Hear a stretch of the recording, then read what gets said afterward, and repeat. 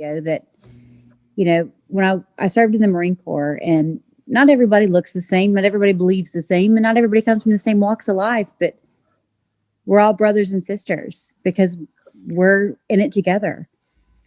And I can tell you that I felt more at home at the Hindu temple yesterday that I went to than I have in a long time.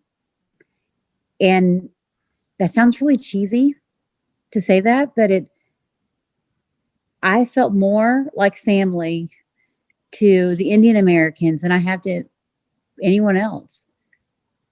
We are fighting for our kids and fighting for our families, and that's the most important thing. And at the end of the day, I think that I've learned that they're the most warm and sincere and kind-hearted people. We have more in common than anyone's even aware of. And I'm honored to have their support, and I'm honored to have your support. And I'm truly humbled by it. And that's, to my core, I think I've found some friends for life. And I'm grateful for the opportunity to be able to get to experience new adventures. But it's really been the honor of my life to get to spend some time in these beautiful temples that I would have never been to outside of this opportunity. Thank you. You have been endorsed by President Trump twice or thrice already in the campaign. Is that Mm-hmm. right?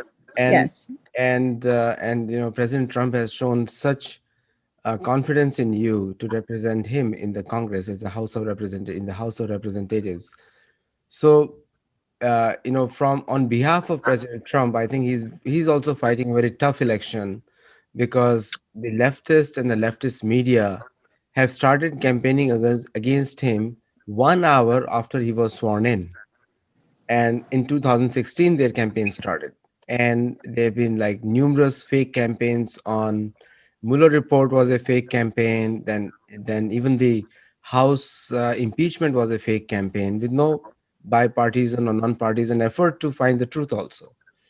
So in that way, and many Indian Americans have naturally had sympathy also for President Trump because then the opposition never let him work independently.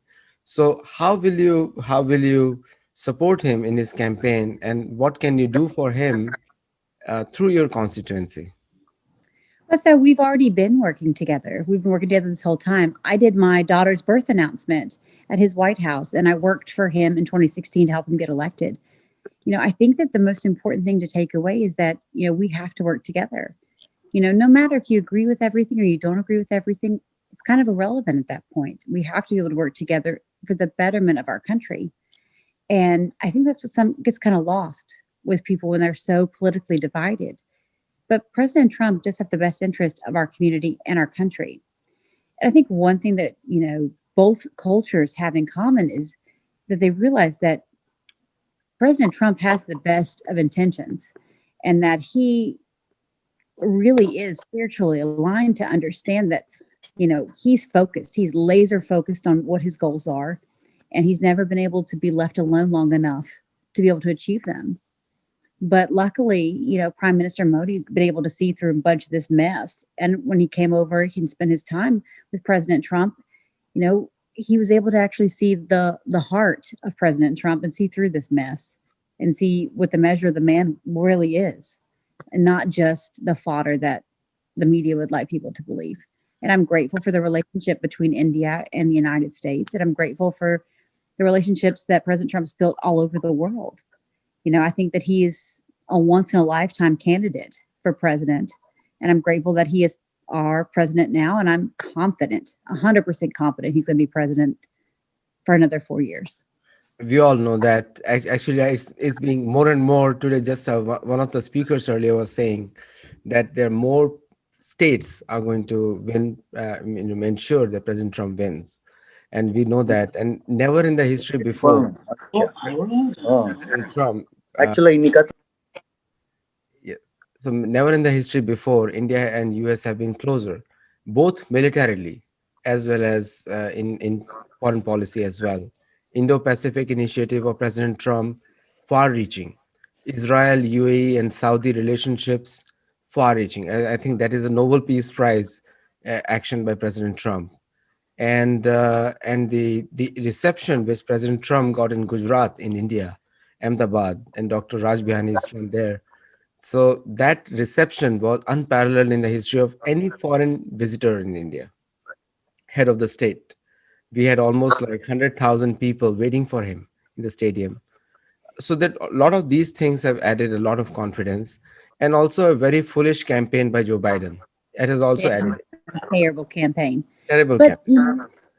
the challenge sometimes is though with the media when they cover for him, and they have, when the and it's kind of like my opponent Jennifer Wexton, when the media and the press and the social media, when everyone covers for you, you're often allowed to not actually have to try, and you're able to hide.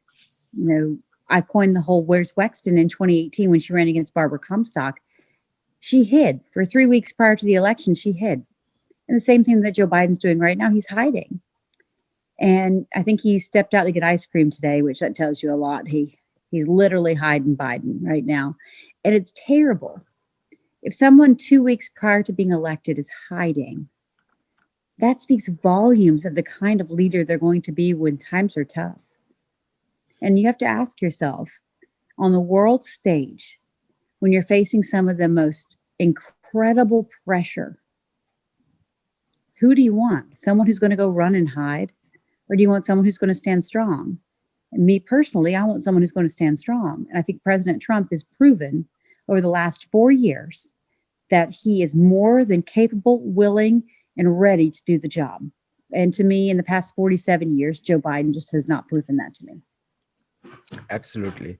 And I think in today's world, it takes a lot of courage to speak your mind, because the media twists your words in so many ways that even though you're trying to make a straight bread, ultimately it comes out to be number eight. So it's as curvy as that. So media has played a demagogue role in the elections, throughout this election. And some people are really thankful that the campaigns are coming to an end, and the elections are going to happen finally. And next 4 years, we don't have to worry.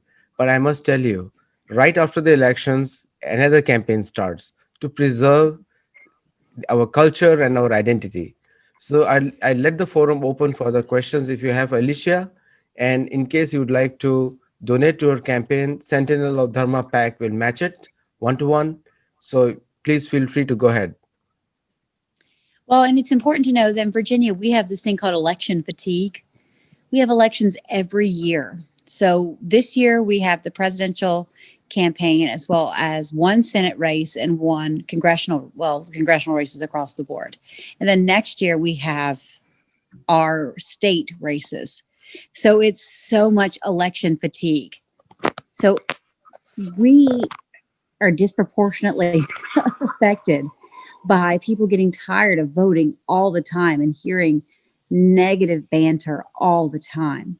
So we're really pushing to make sure that we are a galvanized group and making sure that we are getting people out to vote. So during the last week, one thing, Alicia, you made a very important point. So we are already preparing for 2022 already. So Sentinel of Pack Dharma, our campaigns are going to continue. Our Wednesdays and Sundays meetings are going to continue. And we are going to continue same way as the election cycle is continuing. So I'd like to leave the forum open. So last week, we funded $9,000 to different candidates, and we matched every donation anyone we got. And so this week also we want to continue, because it's the last week of funding to these campaigns. And we are not into funding big funds to presidential campaign, which Dr. Raj Bihani is doing. He just raised $100,000 for President Trump last week. Amazing. Thank you for doing that. He's on the call. So Dr. Bihani, you're there? Or you left? Okay, he left. Well, you have to thank him Yeah, because I know President Trump appreciates all the help that he can get. yeah, he raised 100,000 for him, and Vibhuti ji also met President Trump. He raised a lot of funds for him too. Vibhuti, you had a question. Please go ahead. Thank you, Alicia. I wish you all the best. And once you go back to Congress, I would hope to get one ticket to visit the Congress proceedings. Just that's the. I would love my to have you as my guest. You thank just you. let me know when. Thank you All of very us would much. like to. We would like to come as a group. We want to have a Yes, party in yeah, Washington. correct. Sounds like a party. I think it Yeah. would be great. I think But Krishna will have one to thing help. which I would one thing which I would like to say is the absence of Mr. Biden from the campaign. You are absolutely right on the money when you say, how can you hide, 2 weeks prior to the election, especially when the press and the media is already hailing you. Hillary Clinton was coronated; he is being hailed to be the next president. And I think he's in for a rude shock. But I think people must take advantage of that. And I came up with the thought that maybe he's being reprogrammed to last another 2 weeks. So his team is reprogramming him. The battery is low, or the default mode is not working all right. So he's being reprogrammed. So I think something like a tweet like this might just help a marketing idea or an attack mode. Reprogram. I've heard a lot of different thoughts on what he's doing, and I've heard things from them adjusting his sleep schedule so he's ready for the debate being in the evening because he has such a hard time with stamina in the evening. I've heard all sorts of things on trying to help him mentally be prepared, but it's a challenge because when you're 2 weeks away from an election, I'm doing 5 and 6 stops a day. I'm out working 20 hours a day. My staff's working 20 hours a day. We're grinding at all cylinders. The idea that the person who's trying to become the leader of the free world isn't working nearly that much is absurd. But, I'm also kind of perplexed because, President Trump goes to all these places and he is able to amass these thousands and thousands of people that are, he's almost like a rock star. Like the amount of people that come out and they're so excited and so elated to see him. But, if you've been on Capitol Hill for 47 years, and you're still having to convince people why they should vote for you, that should tell you something. If people in 47 years haven't already made an opinion about Joe Biden, what the heck else is left to say? 47 years of a career should be able to illustrate to every human being on this planet what Mr. Biden's capable of. And we've been shortchanged. So I think the American people are pretty smart.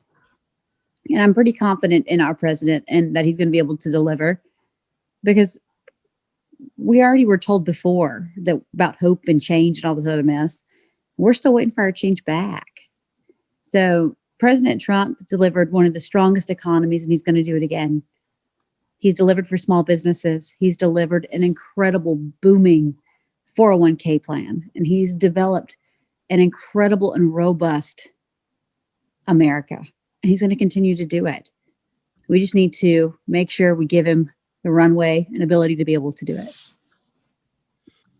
Thank you.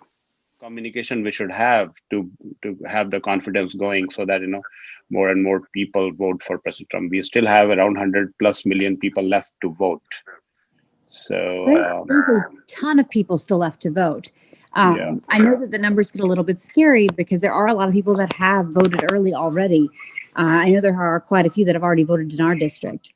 But when you're talking about targeted engagement, people get excited when they see President Obama come out, but we really do have to remember that President Obama didn't deliver on any of his promises. No. Yeah. When you poll the people all across the board, whether it's Black Americans, white Americans, Indian Americans, it doesn't matter. And you ask them, are they better now than they were 5 years ago? And the overwhelming response is yes. They are better. They are better now in the middle of a pandemic than they were 5 years ago. That speaks volumes. And so we've got to talk about the things that President Trump's done. He has created opportunity zones for African Americans. He has fought to make sure that school choice is going to be a real thing for people. And that crosses the board for everyone. It's important for the Indian community. It's important for the white community. It's important for the Black community. It's important for everyone, because the money should follow the student. We all agree. Education is important for every single one of us. And I think that it's important that we look for the Hispanic community to show that the lowest unemployment rate ever across the board. And a point that you brought up to me that is one of the very most important things that we can talk about when it comes to President Trump is we all need to do a better job of touting all of the wonderful things that he's done. You know, talking about peace in the Middle East, you know, Yeah. bringing a lot of the troops home, making our economy boom, making the 401k rates high, making the lowest unemployment rates, you know, going through all of his accomplishments and accolades for the over 300 promises that he's made and kept. Those accomplishments, if we just ran commercials that just rolled those through, he would be thwopping Joe Biden. Because Joe Biden's got a 47-year career, which no one really has much to show for it, outside of saying that he makes a lot of gaffes and says some pretty uncouth things that make people uncomfortable. But what we can say as we're going through all the things that President Trump's done, we have tangible results. He's never going to win a Miss Congeniality contest. But he's like that doctor that you go see that says, hey, you need to lose weight to save your life. You don't want to hear it, but he tells you what you need to do to save your life. And those are the kind of people you need in your existence. You need that doctor that's going to tell you what you need to hear, not what you want to hear. And that's what makes President Trump so great, is he's not there to be your best friend. He's there to tell you what you need to know and to represent the United States on the world stage. Well said. Very well said. Yes, exactly. So one of the things which you said very well was the President Trump. Somebody was arguing with me. So I managed. I'm from San Diego, California, and it's a blue state, and I was able to convert one very influential person for Republicans. So they asked me one thing, that President Trump, they're comparing Joe Biden and President Trump, and I said. They told me that one of the things about Joe Biden is President Trump is that he's not liked by face or by his speech or his mannerisms.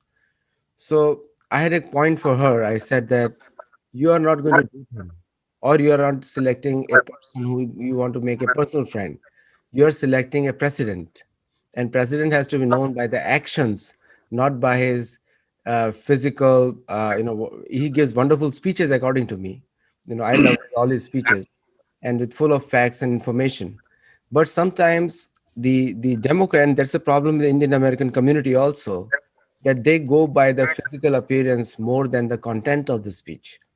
And the content is more important because president is known by the actions, not by rhetoric. And if you look at any of the work of the earlier Democrat presidents, whether it's Clinton, or you go as far back, you go to Clinton or Obama, both of them, 16 years of rule, both of them had. But the content of the speeches that they had nothing to do with actions on the ground. And with Absolutely. President Trump, one thing has been, in last 4 years, there has been more action than just talk. So the list of achievements goes as such a large list, which is very difficult to ignore if you are looking at the facts on the ground. So in that way, I think she got converted, and I think she's going to vote for President Trump this time. And there's a lot of misinformation, like things like, I don't like the way he talks. I don't like his hair. I said, what is, these are not presidential matters. These are not the matters for the country. Yeah. We deal with quite a bit of that here on where I live, because a lot of suburban women have a lot of I call them surface level challenges with the president, and I find myself saying more times than I would like, well, I'm not asking you to date him. I'm asking you to respect the office of the president of the United States who's fighting for you. I'm not asking you to date him. I'm not asking you to be his best friend. I'm not even asking you to particularly care for him, but to respect his office. And it's very interesting to me in the world that we're currently living in, because if you remember back to right when President Obama got elected, right afterwards, he was on the cover of US Weekly, that publication where he showed his stomach, where he had like a six-pack. And since then, it's like become a thing for the president to somehow be this icon or something, like maybe a celebrity. And truthfully, presidents in my opinion, shouldn't have to be that way. I think the content of what is in their heart and what they're saying means so much more than what their hairstyle is. And truthfully, I like President Trump's hair. I like what he says. So personally, I've loved Donald Trump for a very long time because I think the measure of a man is his character when no one's looking at him and no one's paying attention. And several years ago, President Trump would take care of children that had terminal illnesses, and he would fly them on his personal aircraft to go get different assistance that they needed, different care from different places when other airlines wouldn't carry them to wherever they needed to go. And he would do that on his own personal dime. And to me, that speaks volumes of someone who would do that without any kind of fanfare. He didn't do it for publicity, but that's just who he is. And he did things for the Marine Corps when I was serving that he did just because he wanted to. And that's just who that man is when the cameras are off. Do I wish he wouldn't tweet some things sometimes? Sure. I'm sure we all have said things in our lives that we would regret. But truthfully, he is the best thing to ever happen to us because he's finally given America its fighting spirit back. And he's given us peace in the Middle East, which is incredible. Incredible. I know that Prime Minister Modi is grateful to have peace in the Middle East. I can't even imagine what it would feel like for the people in India to know that they could take a breath for a few minutes. Yeah. You know, that the peace and the calm that President Trump has brought the world, you know, that's something to be encouraged and received and be grateful about. Not something to be by contact करते Virginia में Yeah. I think very good point. In fact, the peace in Middle East is something which is coming from a person who doesn't have a political background. He just had 3 years or 4 years of a political background, right? So, and making Israel and Arab country come together, it's phenomenal. People will understand this impact, later. It's a very, very big event. Alicia, you would be glad to know that your point about the 47 years versus 47 months. The last week in my television program, Sharad, and there was another gentleman, Mohan, who is an independent voter. And we articulated the thought process that every time Biden, oh, you're there, great. Every time Biden talks about anything, whether it's a veteran affairs, soldiers dying, or Black lives issues, my only question is, what the hell were you doing for 47 years? How come you haven't fixed it? You know, Absolutely. and so every single issue that he raises, Absolutely. the question is, what did you do about it? And of 8 years as vice president with the first ever very popular Black president, Barack Obama, what did you do? That's the question that must go in the next 13 days. What did you do for those 47 years? That barrage must go. Same. Yeah. I ask the same question a lot, specifically about veterans issues, because Mr. Biden likes to point fingers at President Trump to say, you know, you shoulda, coulda, woulda done things differently if he would have been president now, which is really interesting because in 2015, you know, the Inspector General came out with a report that talked about how over 300,000 veterans had died waiting for care at the Veterans Administration, you know, underneath their watch. There were veterans literally lighting themselves on fire in the parking lots to try to get attention with how bad the VA is. And so it took President Trump getting elected to fix it. So, you know, while I may not be old enough to remember all 47 years of his reign of terror, I can tell you that I've seen enough of my brothers and sisters pass underneath his siege to tell you that I know what's right and what's wrong. And a pandemic's not something you can necessarily prepare for. And it's easy to Monday morning quarterback on what you might have done if it had been you looking back on it. But the VA, Joe Biden could have done a better job with the VA. It was right under his nose for 8 years. They did nothing besides pass the buck and allow veterans to die. And immediately, President Trump, with pen and paper, made it VA choice a widespread option where if veterans couldn't get care they needed, to include me, I had to wait 4 months for a single shot before President Trump got in office. And now I can get the care that I need. So for all these people that push socialized medicine, they have no idea. Right. Mohan Sonant, if you want to speak, Mohan is there. Yeah, Mohan. Oh, yes, I'm here. In fact, I just wanted Yeah. to make one point here is I think if you look at the whole how the pandemic is handled, I think one thing we need to highlight is this is election year and opposition has no benefit actually making sure this pandemic is handled properly. So if you look at the top 8 out of 10 states, they're all Democrat states where you have the highest number of cases and everything.